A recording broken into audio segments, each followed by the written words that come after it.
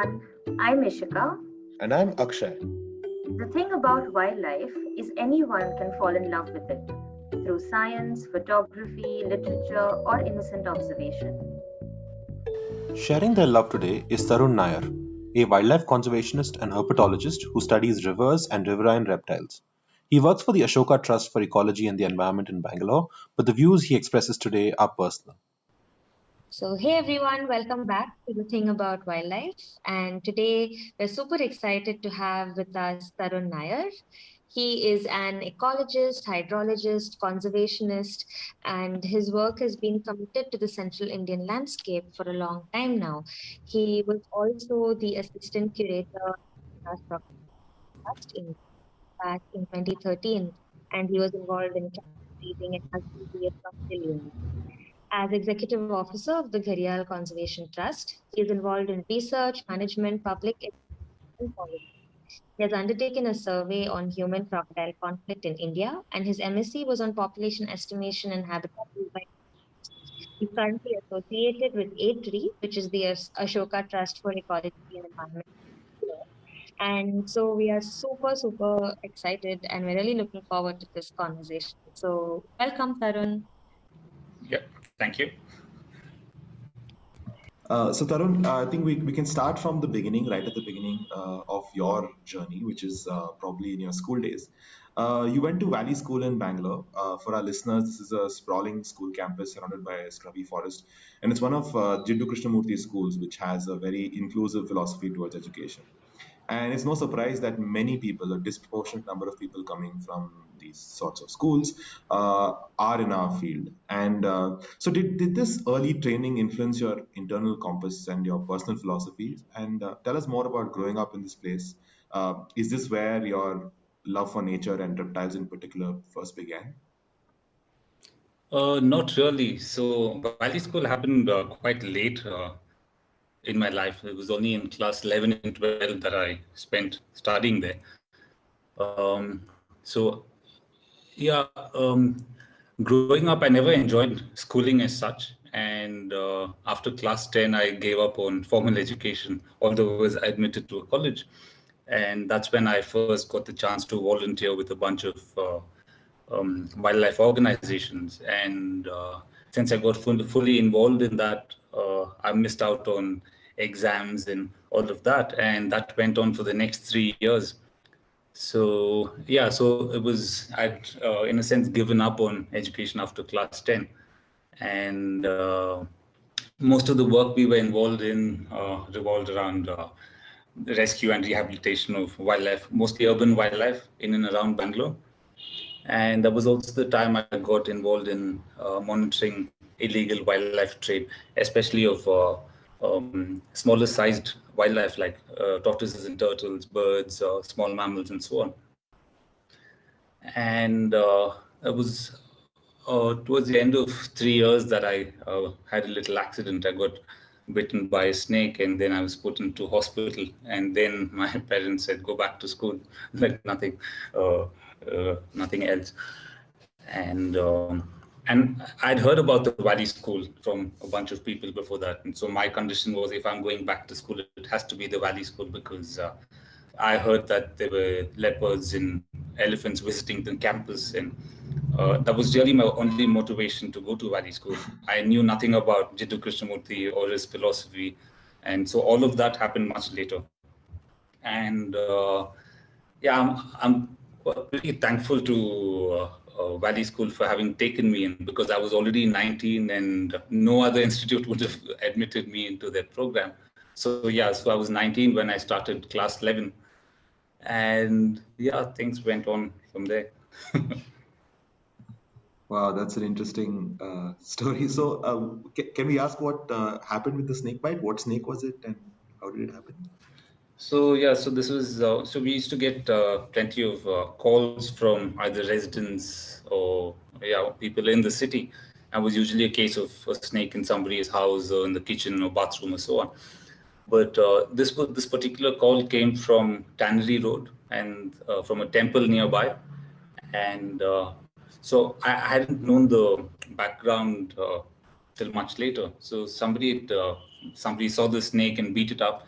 and somebody else from the temple called us. So by the time I got there, there was a large crowd around the snake. And as was our practice, I went in, picked up the snake, and I was trying to bag it. So we used to carry these pillow covers to keep snakes in and transport them around. And so while I was trying to bag the snake, somebody who wanted the snake killed tried to grab it from my hand, and in the process I got bitten. And so then I was rushed to a hospital, and a well-meaning nurse poured some water into my mouth to quench my thirst. But I had a severe case of envenomation, and I'd lost all muscular control. So I couldn't swallow that water, and I started choking on it. And because I was choking, I also started throwing up. And because I couldn't throw up completely, I started choking on my vomit, and I passed out for, I think, about 48 hours or so. And as soon as I woke up, they said that they had to amputate my ring finger on my left hand. And so all of that happened, and I was still in a daze, and I didn't know what happened over the past like 3-4 days.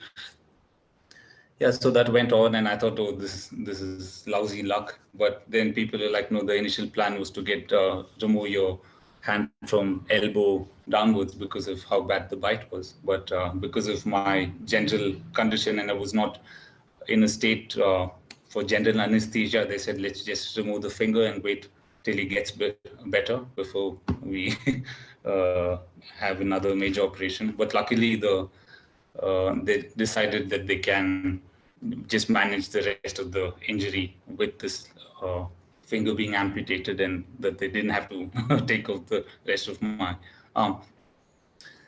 Yeah, so that's about it. But yeah, overall, it changed my life's trajectory because I got back into schooling because of that incident. Wow, that's crazy. And yeah, it's not an experience that many people would have had or even like to have. But I think this is a common thread, right? When such events happen in your lives, like you said, your trajectory changes, and especially with wildlife and nature, having these encounters with the natural world, where uh, for no fault of the snake, of course, and you know that, and the snake knows that. Yes. But yeah. Yeah, I think that's definitely quite a life-changing sort of experience to go through, and it sounds like it can be quite grueling at that young age as well. And I think that's also perhaps the most dynamic start we've had to any of our episodes so far in terms of an anecdote. But I guess that's also what's interesting about working with reptiles, right? I mean, they're a species that's there's a group of species that's so far removed from what we know as mammals, but yet so many people interact with them that closely. Yeah, so in some sense, it's a lot of people who work with snakes accept that you're going to get bitten at some point of time. And most of my colleagues were bitten, so I've seen them go through it and all of that. But yeah, but when it happens to you, it certainly you start thinking differently about a lot of things. But it didn't dissuade me from continuing what I was already doing. And and thanks to I think a lot of friends who supported me through that period. And yeah, and even Valley School was like extremely encouraging of what I was doing. And yeah, so yeah, I'm still like utterly grateful for having gone through that experience, the Valley School experience, I mean.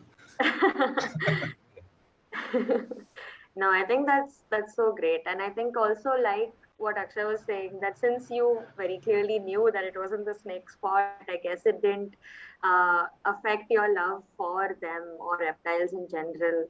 But also, it brings us to, there are of course so many herpers, who work with snakes, and they're, very clearly snake enthusiasts who want to keep doing that all their lives. But you somehow ended up finding yourself amidst these big dinosaurous crocodilians of India. And I mean, how did that happen? How did you find yourself going from rescuing snakes to working with crocodiles and gharials? Yeah, see, although it was a lot of work revolved around snakes, because we were also part of a wildlife rehabilitation center, we were dealing with all kinds of creatures, all kinds of birds, tortoises, turtles, civets, jackals, sloth bears, and things. So, like I had this opportunity to work with all kinds of creatures back then, and crocodiles happened because there was this opportunity, there was a chance to go survey sites where there were reports of human crocodile conflict, and I signed up for that. And that took me to like different parts of India which I would never have visited otherwise. So that was my first visit to parts of Gujarat. That was also my first visit to the Chambal, which is where I fell in love with the place, and to the Andaman Islands. And it was that exposure, in a sense, that you got to see these larger landscapes and be introduced to some of the conservation challenges for species across their ranges. And then I came to the realization that if I wanted to be effective in conserving a species or habitat, I might have a better chance working with a species that can be considered a flagship. And yeah, that's when I started warming up to the idea of maybe working with crocodiles and treating them as flagships will help many more creatures that share those spaces and habitats with them. I see. Okay. Yeah, that also is, like you said, the landscape itself is a much more umbrella approach to the entire thing. And I think that's also pretty cool in terms of, so for you, what came first? Was it the for the landscape and the riverine systems, or was it the, like you said, the flagship species and the crocodiles themselves? No, so even before this particular experience, because see, so by the time I'd gotten into the Valley School, I'd already spent about 6, 7 years, not 6, 7 years, maybe about 4 to 5 years working with wildlife. And so that's around the time when I was introduced to, or I read about restoration ecology. That must have been some magazine because we didn't have any internet then. So I must have seen an article, and it was also friends that I worked with and my colleagues here. Uh, we would talk about restoring landscapes, and not specifically in the language that we know of it today, but it was mostly with the hope of seeing some of the places that we would visit. We would go to places around Bangalore and see changes that were happening around them, because that was also the time that the IT boom took off here. And so a lot of places that we visited and places there where we would go back to release rehabilitated animals, we saw these landscapes changing, and we would wonder about, like how best could we conserve them, and can some of these degraded landscapes be restored, and all of that.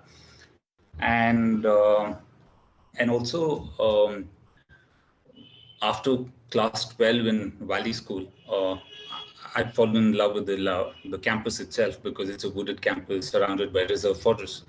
And I had to plan to stay back on campus, and I asked if I could stay back and take care of the property.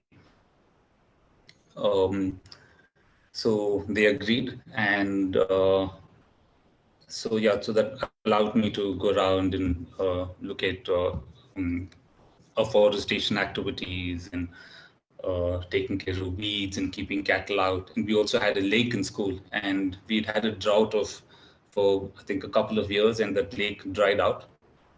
And so me and my best friend back then, we decided, yeah, now's this chance to do something for this lake, so that if there's a good rain in the next year or so, then we can make this place more habitable for turtles, because we plan to release a lot of our rehabilitated turtles there. So we got together, cleaning up the place because it was overrun by weeds. We cleared up some of the catchment that was, and I think some check dams that were blocking the entry of water to that place, got rid of a lot of plastic and all of that. And luckily, a few months later, the Lake Villa. And but the very day I went to see the lake, my friend got there before me, and he went in for a swim and drowned, unfortunately. Oh man. Okay. Yeah, so sorry. I mean, it is what happened, but wow. So was he also at Valley School with you, and was he interested in? Oh yeah. He was a junior in school. Wow, that's a lot of very emotionally charged experiences to have had really early on.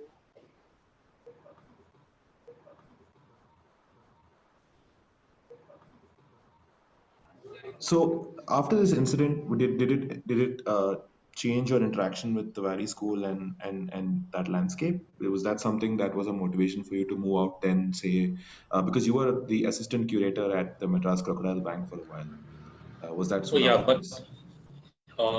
I think that happened much later because we were still operating a couple of wildlife shelters, and so I continued being involved with that, and I was also part of something called the post-school program at the Valley School itself. Um, and that's when I was more introduced to Krishnamurti's philosophy, started reading up and all of that.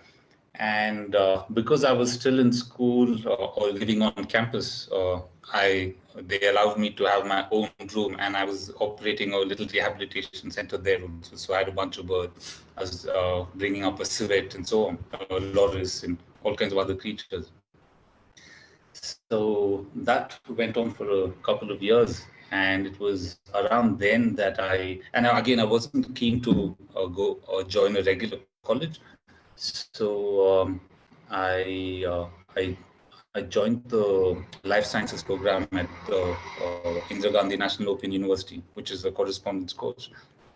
So that allowed me to stay involved with what I was already doing and continue this degree program, which I was doing only because of pressure from home. Um, but luckily I could continue doing all these other projects, and that's when this chance to work on the human crocodile conflict project came about. And yeah, so those were some of the early influences, and it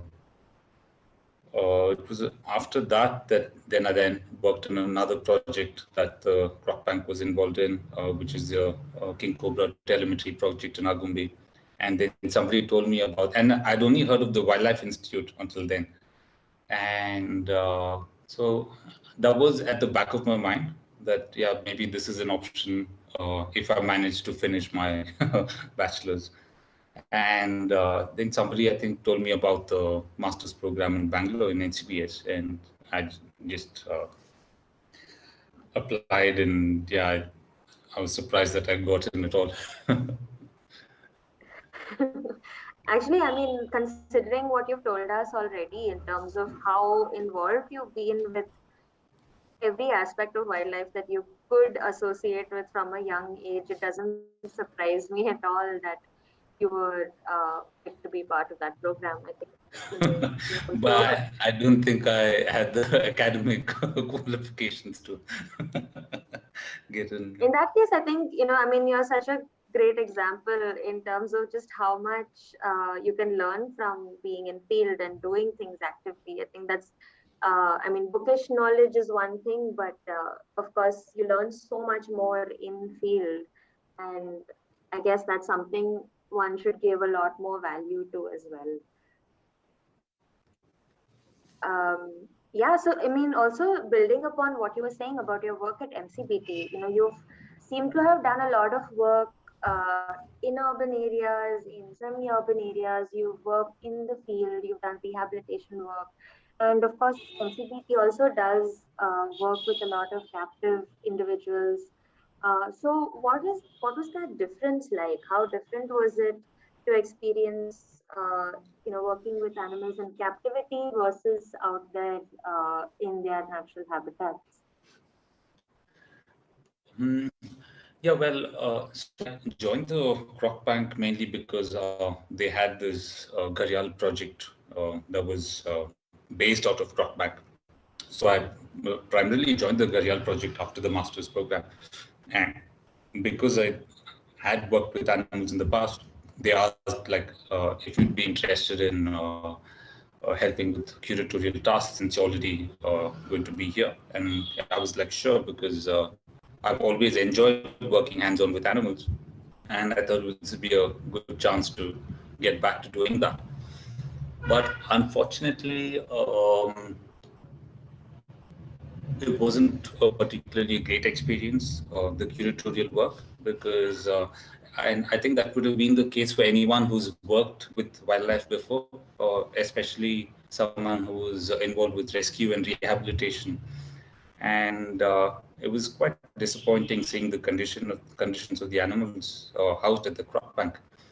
And but I stuck on with it, thinking that maybe can uh, contribute positively to that and try and affect some change. But I don't think any of that materialized, and it became increasingly frustrating to try and make any changes because you must remember it's an old institution and they have their ways of doing things, and they've been doing this for longer than I've been alive, and I don't think they would take very kindly to change from somebody who's an upstart in that setting. So yeah, I didn't think that went very far, and eventually I gave up on that and just concentrated on the Gharial project. And also because I was traveling a lot, I wasn't spending much time at the crop bank itself. Yeah. Yeah, thanks, Tarun. That's very.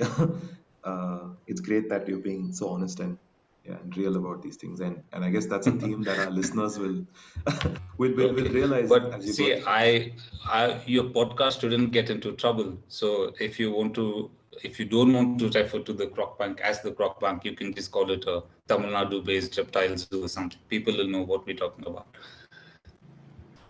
No, I think we'll chat about that, but I don't think Okay, we want our podcast to be that way. But yeah, fine, uh, fine. so soon after your work at the Crocodile Bank in Chennai, you said started focusing on your work in the Chambal.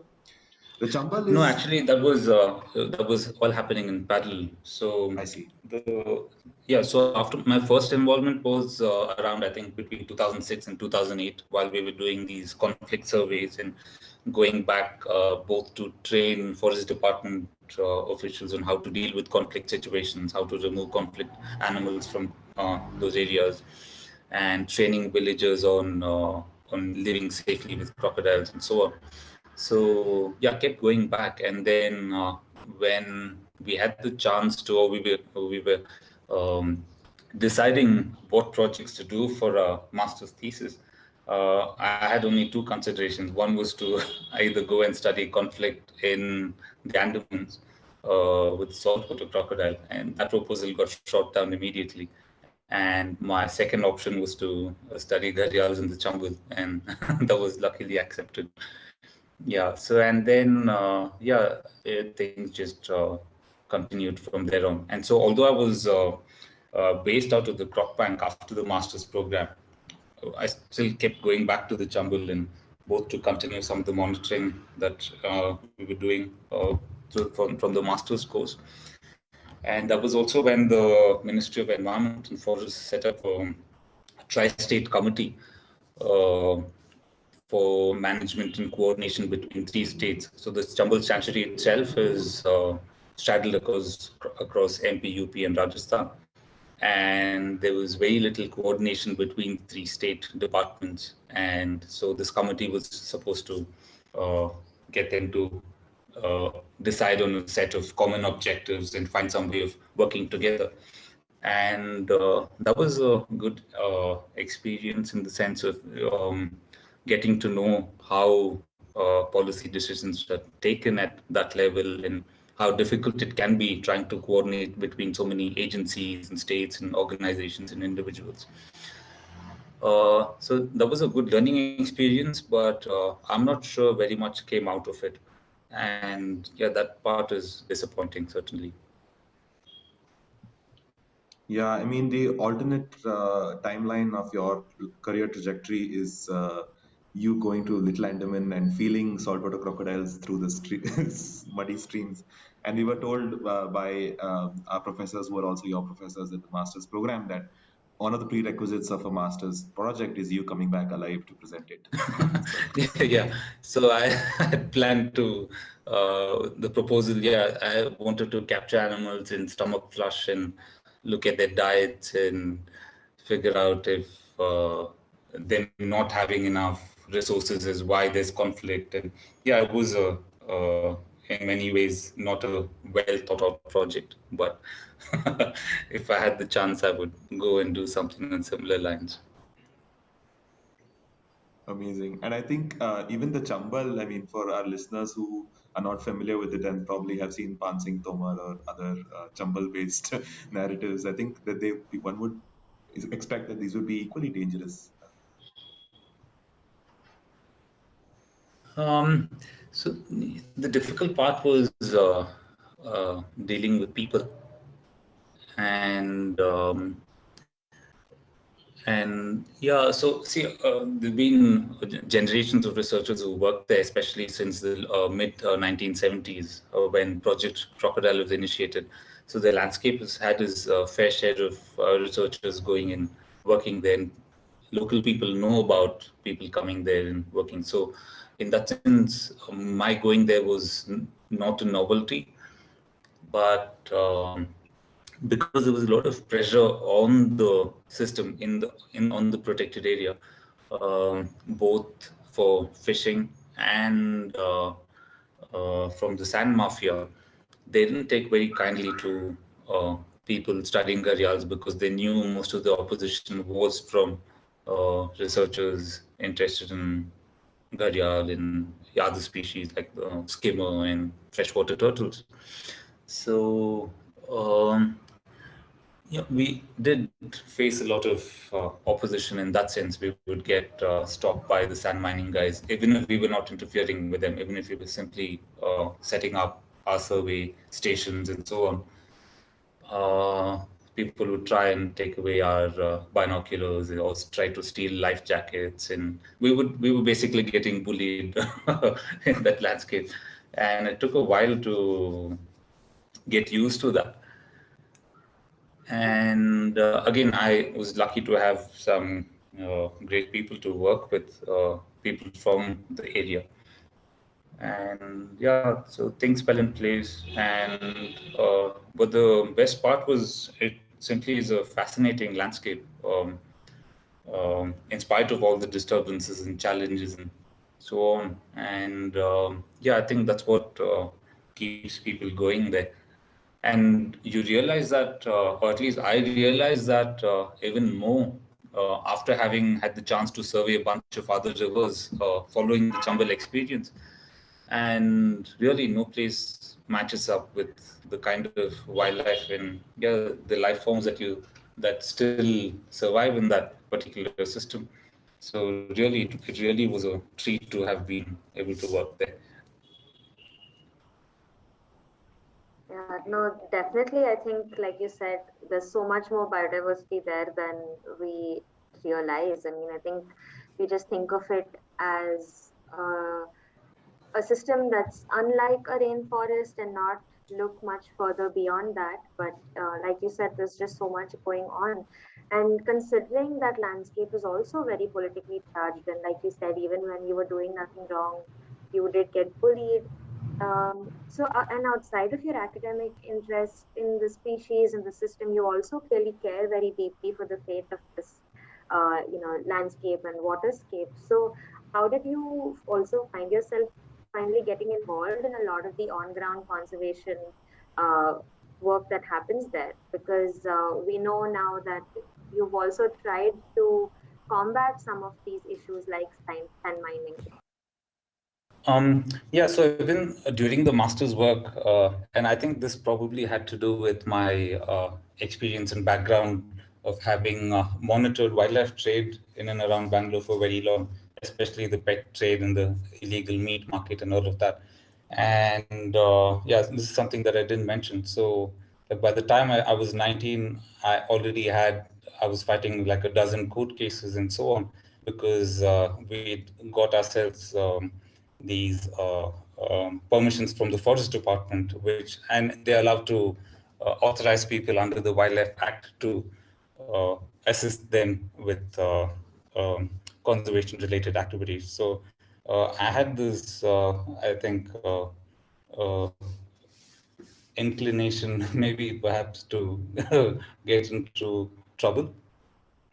And yeah, so if I came across illegal activities, even while doing, example, if there were fishing nets and that were set up illegally, and we knew that turtles and gharials were getting trapped, we would go about removing them, and we would keep tabs on the sand miners, inform the forest department, and so all of that was happening in parallel. And some of the opposition to our working that perhaps arose because of that. And yeah, so, and I think that's something that I continue doing in most of the landscapes I've worked in, because I somehow cannot bring myself to be a mere observer when I come across these sort of activities. And yeah, I think one thing led to the other. And uh, so while we were trying to deal with things with the Forest Department, with the ministry at a policy level, we continued doing some of our groundwork in terms of helping the department with these basic enforcement activities. And we also got involved with uh, an application in the National Green Tribunal, because we didn't think the state departments were doing enough to stop what was happening in the Chambal. So yeah, so all of these things happened in parallel. And yeah, so, and one thing led to the other, and they fed off each other. And we had a similar experience in the zone, where the forest department invited us to do a hydrological study, and that was for actually that followed some surveys that we'd done prior to the department uh, inviting us to work there. And the challenges were similar to what we had in the Chambal. And uh, and this was a population that was, the zone population was something that was just recovering. They had records of breeding only for 10 years prior to us going there. And so we thought it was important to try and put some effort into this recovering population. But again, and we again got involved with both helping the management, the park management with their activities, getting involved with education and awareness programs. Um, Again, they got involved in a case in the National Green Tribunal and so on. And unfortunately, after that, after about 3 or 4 years of work, uh, it was all undone simply because local fishermen set out nets and trapped the two breeding males in that landscape. And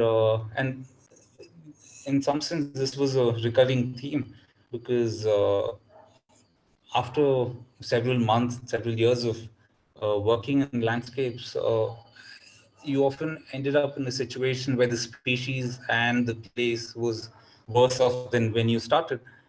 And then you're left wondering as to, like, uh, about what went wrong and what you could have done differently. And it's certainly crushing, because y- you're not sure how to proceed. But then again, you have to conjure up hope and and go back to doing what you think is important in that particular landscape. So this has happened like a couple of times. And yeah, we're still searching for answers. Wow, there's just so much to take in from everything you just said, and I also feel um, it's just truly amazing that you've been this involved with every issue, even close to home when you were so young.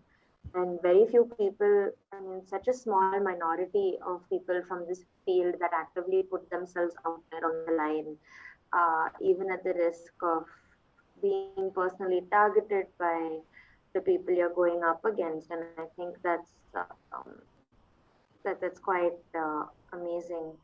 And it also, for our listeners as well, considering there are so many different ways of dealing with these issues. And like you said, sometimes you give it your all from one method and it still doesn't send you somewhere you want to go.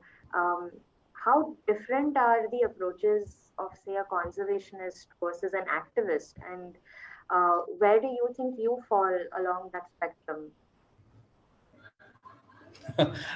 I don't know if I'm aware of what the differences are really. And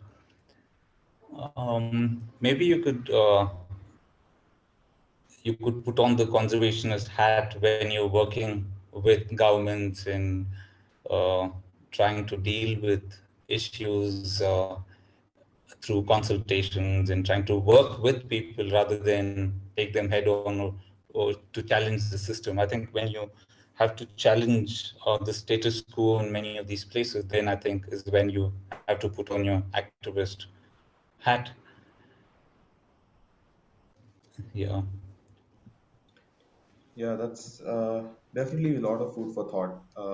So I had a question about something that you just said, which is you spoke about the ecological grief, the non-intuitive result of your actions, which is like you do something, you want to make it better, but it gets worse because not necessarily because of your actions, and then you question your own actions, like you said.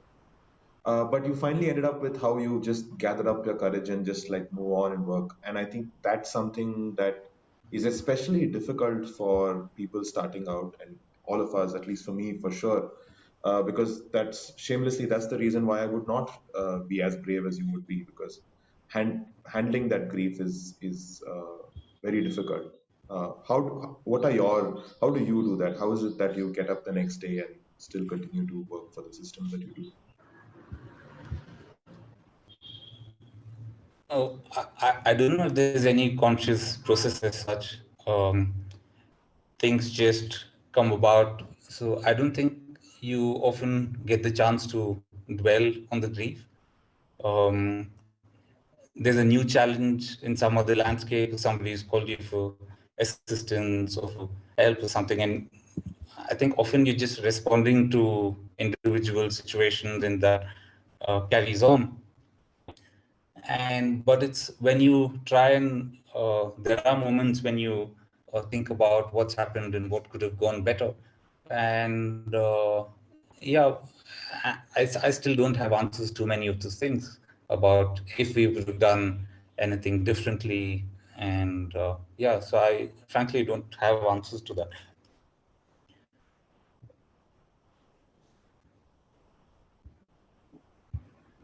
I See, guess. one example I can think of is, so we've always told that you have to involve people in education, and awareness is a big component, and we went with it. And this is especially um, uh, revealing to me because I, I never saw myself doing any of that.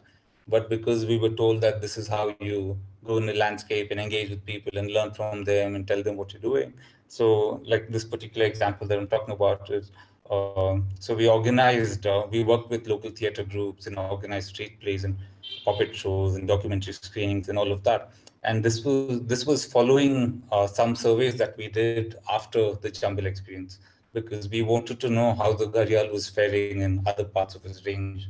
So some colleagues and I, we went to rivers like the Tones, Betwa, Son, Ken, Gandak, and so on, to try and look for gharials and see if these animals are still persisting in these landscapes and what's happened to them. And all of these sites are where Project Crocodile had reintroduced a lot of animals which had gone extinct in the past, not which were locally extirpated. So after going to all these places, only two sites had some inkling of a chance, which was the Son and the Ganda. And after the initial surveys, we thought, yeah, maybe what we're seeing is encouraging, and these are the places that need some attention. So that's when we decided to go with these and carry out these programs, because while we spoke to people during the surveys and interacted with them, we got the sense that even local people don't seem to really recognize that some of these species are present here because the numbers were so low. It would only be people who were on the river every day. For example, fishermen would be aware that, yeah, these animals are around. But some farmer on the along the river bank or on the riverside often had no clue of all of this, and we thought maybe it's important to tell them that these places are important and they can have a positive role in ensuring that these things survive in these landscapes. So yes, so these programs were carried out with that in mind.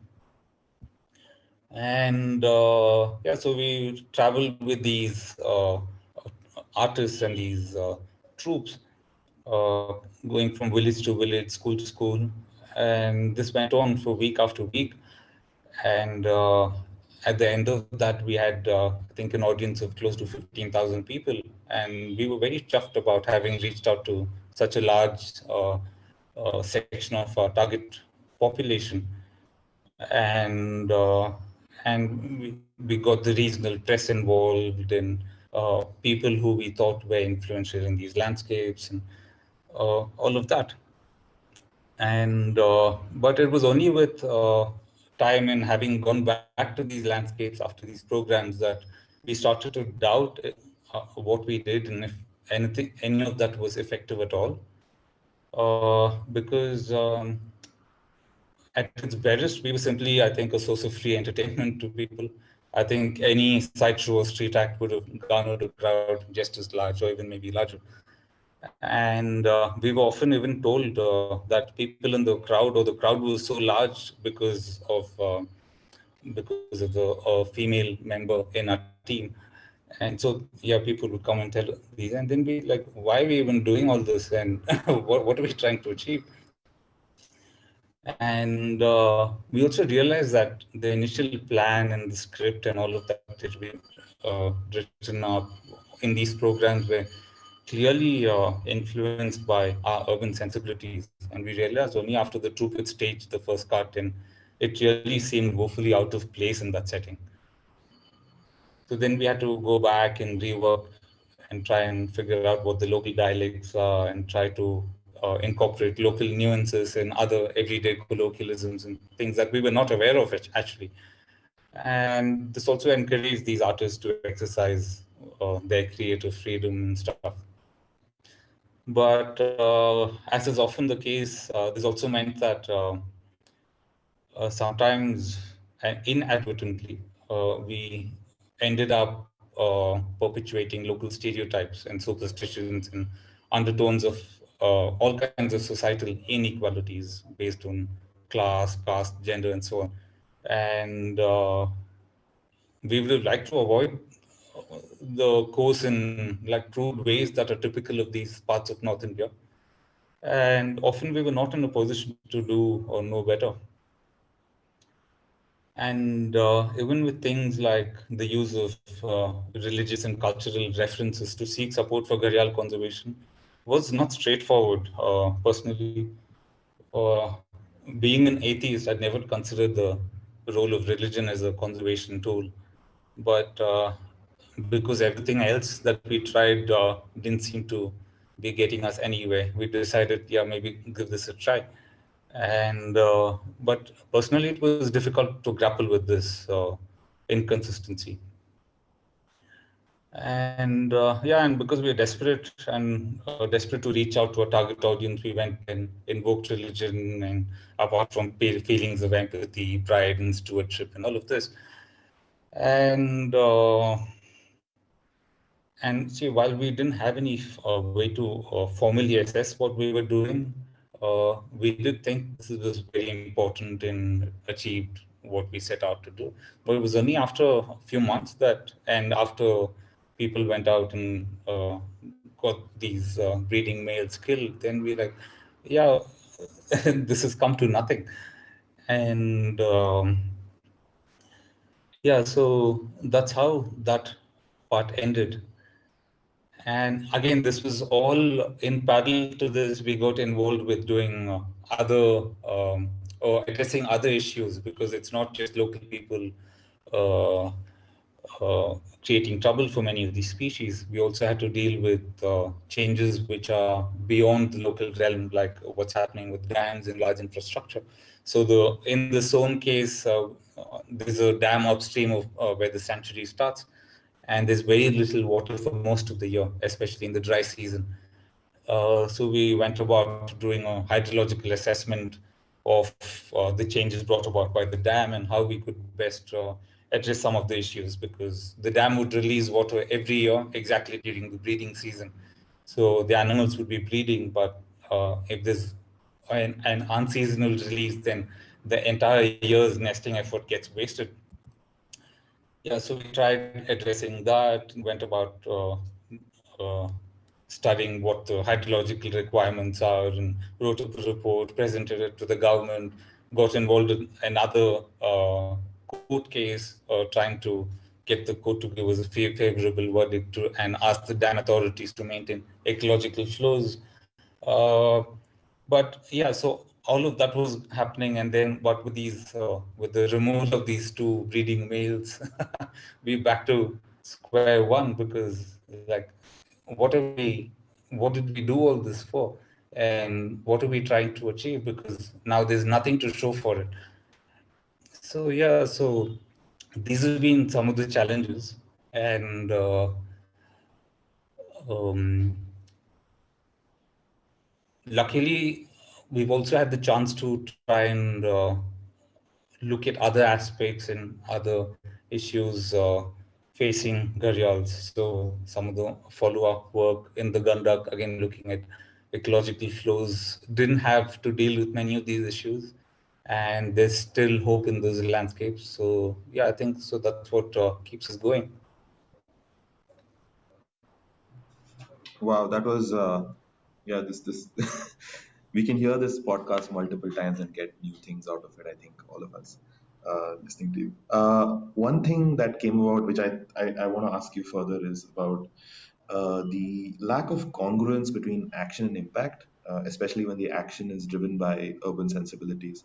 Something that you had, uh, an incredible insight on. For instance, nothing more surreal than that example which you gave, which is you guys are going there doing outreach activities, but the local people are coming to see the female members of your team or whatever, and then you Yeah. realize what are we doing, right? And and it seems like the funding sources come from the global north with these kind of motivations, where they fund you for posters and banners. But Right. from on-ground conservation that you do, realize that you probably need funding for something totally different, like lobbying or I don't know what, but whatever the local sensibility is. Yes. So how do you resolve that as a practical situation now? Uh, Both you and what you see others should be doing. Hmm.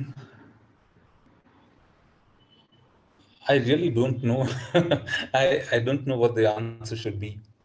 But I try and like get motivation from colleagues like Imran Siddiqui, who was a batchmate of mine, and to uh, to listen to and see how he manages to go about his work in those landscapes. And I think you need to have incredible people skills, and that's something I clearly don't seem to have.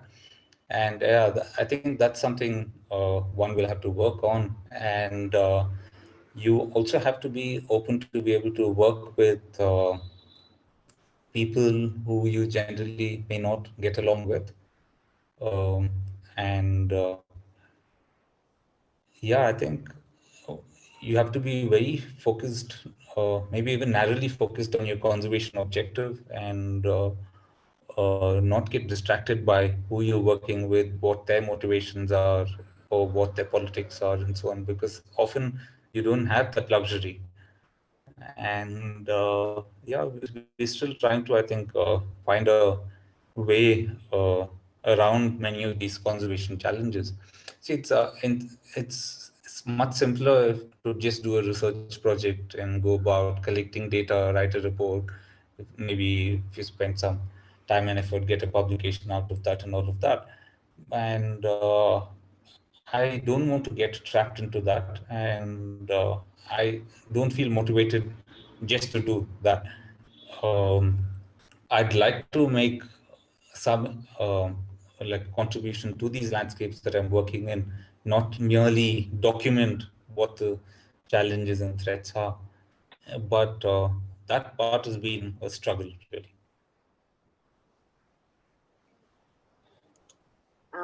Yeah, so that also brings us to the fact that so much of conservation work is an integrally very interdisciplinary space, and it's always incredible to see how seemingly unrelated bits of science can feed into what a certain species needs to survive. And of course, like you've already said, there are just like so many factors feeding into how you can even advocate for why we should conserve something or why we should try to protect something. And part of that journey for you has also been, working with Dr. Jagdish Krishnaswamy at ATREE, who is like yourself also an ecologist hydrologist. So for our listeners, could you perhaps speak a little more to what hydrology is and how that features into your work, and also how you found yourself so deep in those waters? Well, to start with, I have no formal training in hydrology, and I happen to dabble in it only because of my guide, and also having realized that one of the challenges in many of these aquatic systems is that there's not enough water left in many of these rivers, especially in the dry season, and that really is becoming the limiting factor. And the only way to try and get some understanding about that is to get involved in understand these systems hydrologically. And to, yeah, one is to just to try and identify what the challenges are and what possible solutions can uh, come out of it. So, yeah, so although there's no formal training in hydrology, I continue to be fascinated by the subject itself and the kind of opportunities, conservation opportunities it can um, bring about. So yeah, that's my motivation to um, get involved in this particular subfield. And I think, of course, since you get involved in so many things along the way, I think it would be really hard for everyone to be formally trained in everything they end up doing. But I guess that also comes back to how much we just learn in field and take it as it comes, and end up you having and using practical knowledge, which is often quite far removed from what we ever learned in college. Um, yeah, so we actually also wanted to ask you to share maybe some of your experiences that you've had doing this hydrological work in a lot of these areas, which also have so many interesting local stakeholders, just to put it a little lightly. So, I'm sure you've had both really scary and also amusing run-ins with a lot of these, people on ground. So could you maybe share some of that with us? I think the most challenging group to work with have been the Sandmanners, because they clearly see us as somebody in opposition to what they're doing, and there's no pretending that we are on their side or any of that. So that bit is a challenge. And yeah, like I've said, we've often been bullied uh, by them and them trying to take away our material. In one case, we've had one incident where they tried to drown our boat just to have fun. And so, and you often cannot figure out if they're doing it out of malice or just for their entertainment or what, because it's a very new experience. At least for me, it was a very new experience having to deal with all of that. But having spoken to other researchers in many of those landscapes, they've all had similar experiences at some point or the other. Although earlier on it was with dacoits and other such elements, but now it's mostly to do with criminal elements who are after resources in these, after natural resources in these landscapes. Um, what else? We've also had trouble with um, people in the water sector. For example, dam authorities, like the Water Resources Departments and Central Water Commission. They're supposed to be collecting data along many of these systems. And it's often hard to get hold of any of that data because it's considered classified. And they've always maintained that they uh, release adequate volumes of water in these protected areas for endangered species and um, so forth. But when we went back to, or when we decided to monitor these systems and measure these variables for ourselves, we realized that they were not even maintaining even 10% of what they claimed they were releasing. And when this was challenged both at a policy level and in court, their response to try and prevent us working from in there and suggesting that we were not qualified to do that work and so on. So those have been some challenges working with other departments. Yeah. Yeah, but also we also want to know some less intense but more interesting stories. I feel, for instance, we heard that you were you were a chief guest at a political rally in Chambal or something on those lines, where you had to go on stage and give a speech.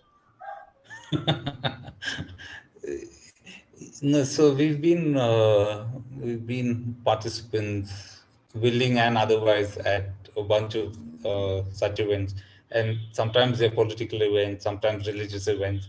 Often it's just a large marriage celebration or a birthday or something like that, and because we often odd entities in the landscape, uh, people invite us to these functions and say that, well, okay, why don't you share the stage with us and say a few lines about your work. And so for us, it's an opportunity to try and say what we're doing and why we're doing that. But we also have to make sure that we communicate our non-association with whoever our hosts for the day are, because you don't know what their motivations are, what their ideologies or politics are. So you want to disassociate yourself from that, but also try and make use of these opportunities to let people know what you're doing, mostly so that they don't try and hassle you. And it's a foot in the door to try and open um, local contacts and basically establish communication. But I can't claim that there have been any conservation outcomes from having attended any of those sessions and events. Yeah, but I'm sure they will make for some great reading, and I think all of these seem Yeah, like yeah, some of the events are comical, and there's all of that. It's funny to be on stage, and at least initially, um, having to give a speech in Hindi was. I'm glad there was no mobile phones then, and nobody has recorded that. But I'm sure it made for good laughing amongst the audience. yeah. And besides the people, I guess in the landscapes, I'm sure some respite that you get from these very intense interactions with your conservation activities is the natural world itself, because while you're measuring riverine flows and talking to government stakeholders and giving speeches in Hindi, a lot of a lot of your time, that probably is what drives you in the first place, is looking at gharials and crocodiles and turtles. So can you share say, for instance, the Chambal landscape and other rivers in the Gangetic plain. Can you share some interactions with animals that are more special to you? Non-reptilians are highly encouraged. I really have to think about it. But what you're saying is right, because I think that's the only motivation really, to be able to watch animals in some of these landscapes. And really it's a privilege, because uh, having gone to other landscapes and you're spending weeks and weeks looking for animals and you don't see any. And yeah, so at least the Chambal that way has been really special. And yeah, I can't think of any, nothing comes to my mind in terms of any particular encounter. Maybe I'll come to that a little later. Yeah, sure. I think what would also be really great to talk about is just the philosophy that you come from in terms of just finding your career path as well. And you seem to have taken a very um, unconventional route in some senses because you're so close to working with both the species, like you just mentioned, and people. And you also seem to give back a lot more than you take from these systems. And that's very different from those who follow a very academic route in their career. Like, even, for example, so many people say that pursuing a PhD is a very selfish pursuit, but what you're doing seems very different from that. And while we know that you've been toying with the idea of maybe doing a PhD, we also wonder whether it's possible to do such dedicated academic work like a PhD, where it's essentially you fine tuning your skills and knowledge about one particular topic versus giving back and doing so much other work, whether it's conservation, whether it's putting on your activism hat. So, walk us through that. Tell us where you're at right now and what you feel ought to be your path going forward. See, soon after the master's program, I was clear I didn't want to do a PhD because I couldn't imagine going back into a classroom. And because even the master's course was quite challenging, because I hadn't spent any length of time in a classroom for many years prior to that. And so to have those 3 semesters of intense coursework was quite a challenge. So I wasn't looking forward to going back into a PhD program soon after the master's.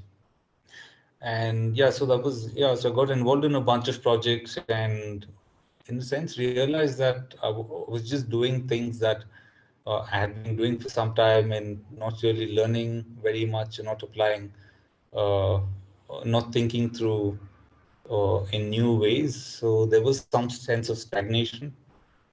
And it was then that I started thinking that maybe a PhD is a good way to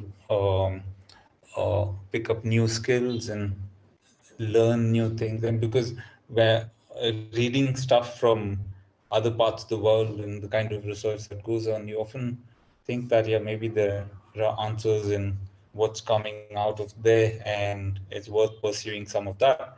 And so that was maybe that's the only motivation for a PhD, and that it might give structure to doing something like that, and get guidance to do it. Otherwise, you just, or at least I felt I was bumming around in the dark and not getting anywhere.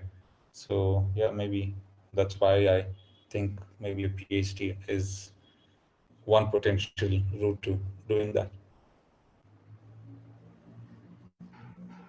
Yeah, I think there definitely needs to be a nice poster of many ways to do a PhD and try and synthesize those different ways. Yeah. I think moving on from here, there's something that I think you of all people would be in the best position to talk about. which is your personal motivation for the landscape and for conservation and what drives you. So there's no doubt that listeners who have reached this part of this stage in the podcast know that your love for the landscape and the species is sort of unequivocal. But they also, I'm sure people know that that conservation can't happen without involving local people. Yet there is this false dichotomy that's created between, you are either for people or for conservation. And this came out very stark in a recent controversy in which you were unfortunately embroiled in, which is about managing human crocodile conflict in the Andaman Islands, which you spoke about early on in the podcast as a potential research topic.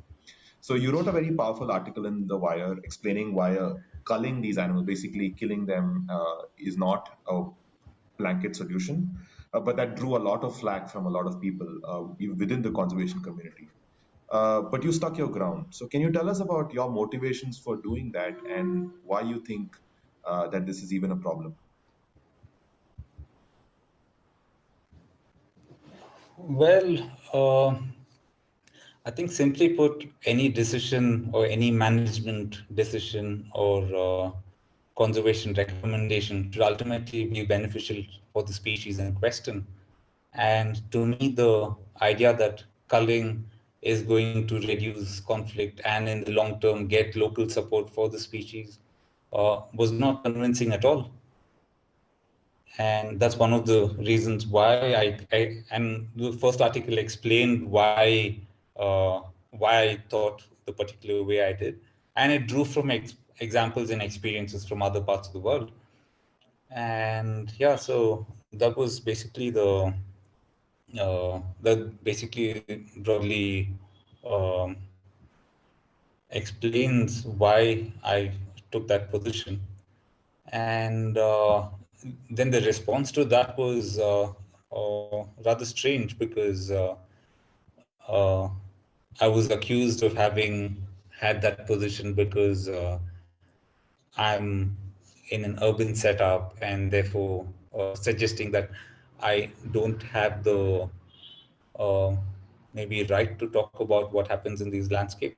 And I find that sort of argument bizarre because for one, uh, like what are the assumptions that you're making when you just classify somebody as being urban and not qualified about talking about any particular issue?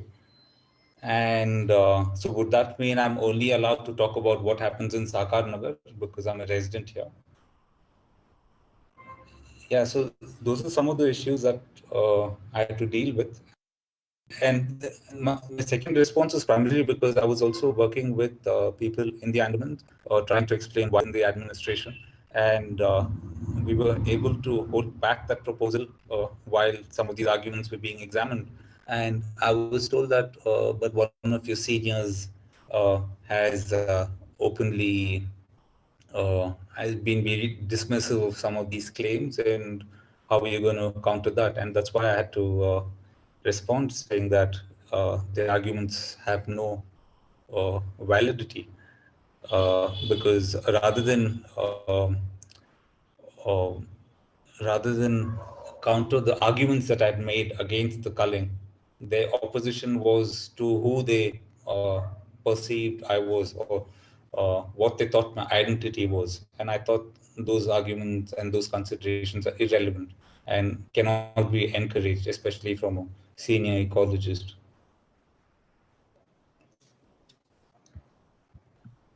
Yeah, absolutely. And I think something so poignant here is how someone who has gone around through the whole circle of seeing how conservation works on ground, understanding local realities and living those realities, and you coming back to that place you started off and speaking with that experience versus someone who doesn't have that. The fact that the two are indistinguishable is probably a huge problem in our field, right? Yes, you often, even when you talk about conflict or when you're expected to find solutions with conflict, and anytime you oppose methods that uh, are very rather simplistic, which say that, okay, we'll get rid of this animal and it's going to bring down conflict. And if you oppose that, their standard response is, "Oh, you don't live in that landscape, and therefore you don't have to. You have no right to talk about it." And I find that bizarre, because what are we expected to do? Like, do we just sit around and twiddle our thumbs and only worry about our immediate surroundings? And it's often the case that because people in local situations or who are having to deal with conflict every day, they're not in a position to look at it from a wider lens, because they're so involved in their daily struggles, and it necessarily requires a view from outside. And that doesn't apply only to conservation. If you look back at social reform in the country, Raja Ram Mohan Roy wasn't somebody who grew up in those landscapes and opposed sati and child marriage and all of that from within. It was a view from the outside. And if he just sat around getting people's opinions and uh, asking whether they favor the abolition of these social evils, he wouldn't have gone anywhere. And to me, conservation in that sense is a reformist movement. And often you have to um, look at issues from the outside, because from the inside you're so caught up in these struggles that you cannot take a reasonable and objective view.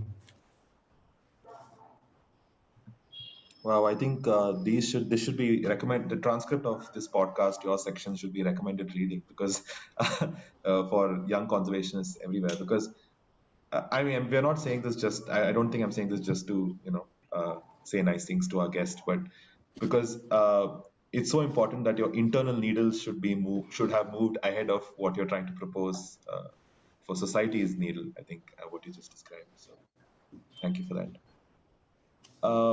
I had a follow up. Actually, I think we're coming towards the end of the podcast. So, from my end, I had a follow up on one of the first questions that you answered about your growing up in Bangalore at a time when the city hadn't grown.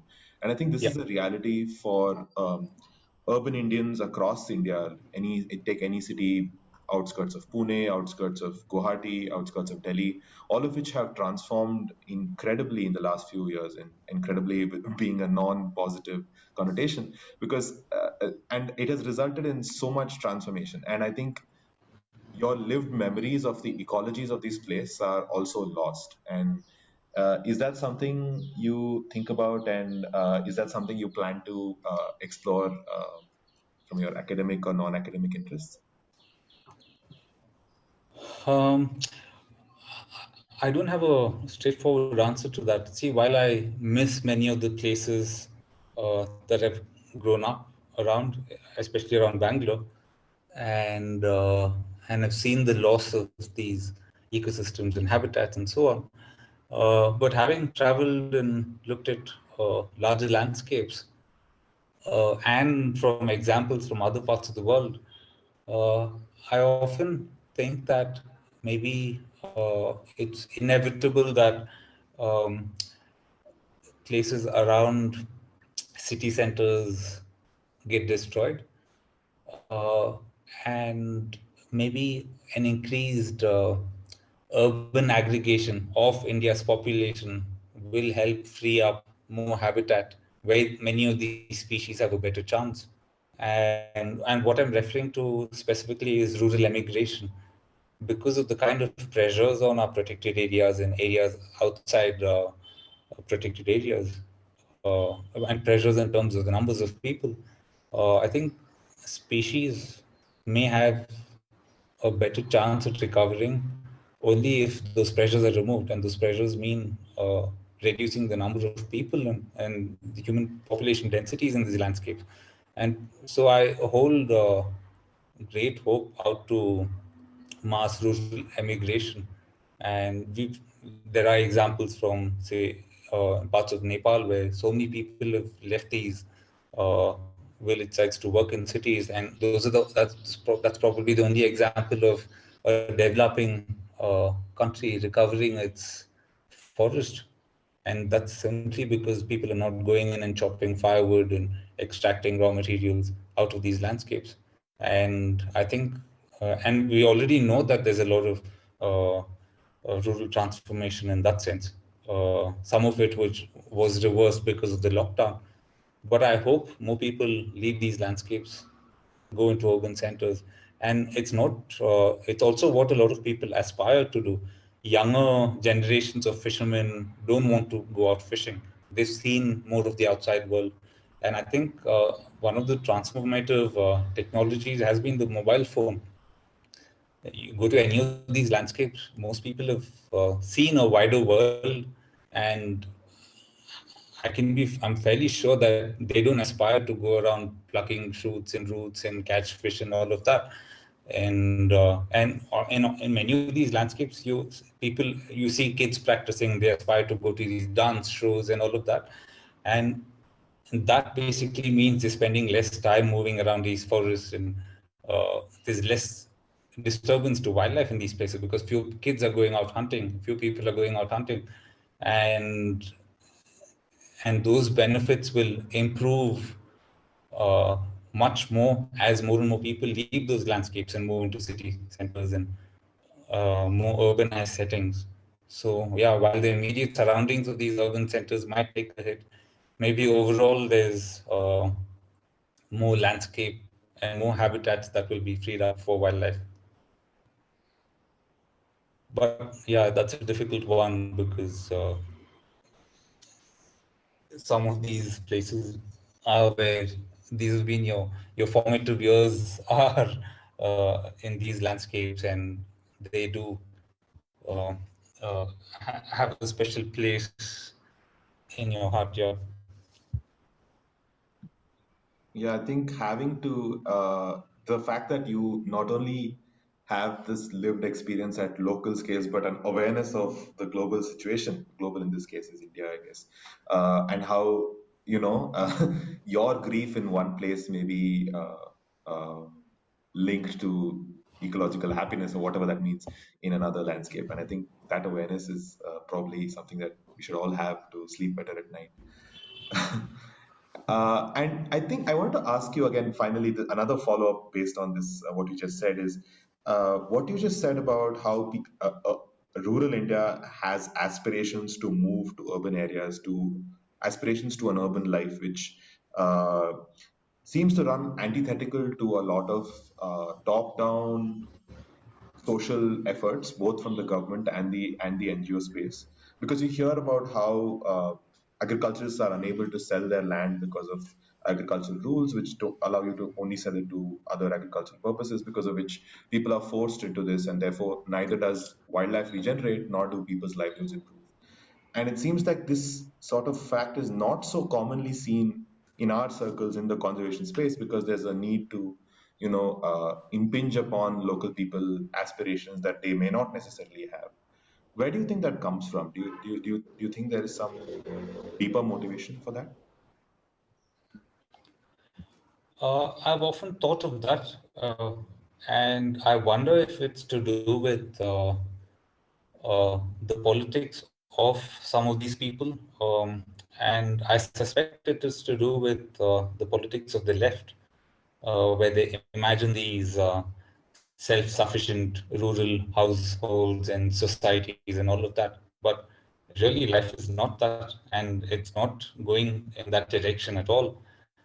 And yeah, and it's often, and the learnings are often from interactions with the people you're in the field. Because, for example, when we're doing our river surveys, we are living on a boat with our fishermen for weeks on end, and we often camp out at sites where lots of boats come and rest for the night and so on. And it's a good chance to work with and talk to people over uh, what they expect from life and what they see in the next 20, 30, 40 years. And it's very clear that they don't expect to see themselves doing what they're doing now. And there is no romance in either agriculture or NTFP collection or in fisheries and all of that. These are extremely difficult livelihoods. There's very little surety. You don't know where it's not dependable. in many ways. And many people want out because some of these systems are so heavily, what is the right word? So heavily utilized and extracted from that they're not very productive landscapes anymore. And people realize that, and they don't want to see their children doing all of this. And unfortunately, there is a section of social scientists and people from the development sector who want people to continue. I imagine that people want to continue doing what they are in the garb of tradition and culture and all of that. And I find that utterly strange, because what we call culture and tradition is so fickle and fluid that argument holds no water at all. And I think they are unwilling to let go of this romantic notion of uh, rural life, I think. And it probably stems from that. And yeah, even if I when I talk to young researchers in the social sciences, their observations match many of what I'm saying, and even they acknowledge that people from a slightly older generation of researchers, social scientists especially, are trapped in this notion of what rural life ought to be, and these magical claims of coexistence and harmony and all of that. And that really does not exist out in the real world. A lot of uh, yeah, you do have wildlife sharing spaces with people and or human dominated landscapes, but that, except for a handful of examples from parts of Rajasthan or Gujarat, you can't really attach the label of coexistence to any of these examples of basically what is just co-occurrence. Yeah, so I think these large scale transformations, these rural urban transformations are inevitable. And I think there is a conservation opportunity because of freeing up of space for more space for wildlife. And as long as other challenges in terms of resource extraction and pollution and all of that are addressed, I think having more land available for species to recover is, I think, the way forward. And yeah, that's what I uh, hope would happen. I think that's a very interesting insight, Tarun, because it's good to look at these changing systems, I guess, not from a space of denial, but in trying to optimize the conservation opportunity there, like you said. Um, yeah. So, Tarun, we actually, we've given us so much to think about, and but we have come to towards the end of our questions. And I think, you've really grounded us back into the fact that life in this field really isn't a romantic one. I mean, this is, after all, a crisis discipline, and even the fact that we have jobs to do means that there are some real problems out there needing addressal. And it's incredible and inspiring to know how much of yourself you've put into these causes. And it seems obvious also from the way you speak about them and of these areas that you're nowhere close to the end of this journey. So really, thank you so much for sharing so much of it and so honestly as well. And you've certainly left us with an important reality check as well. Yeah. Thanks.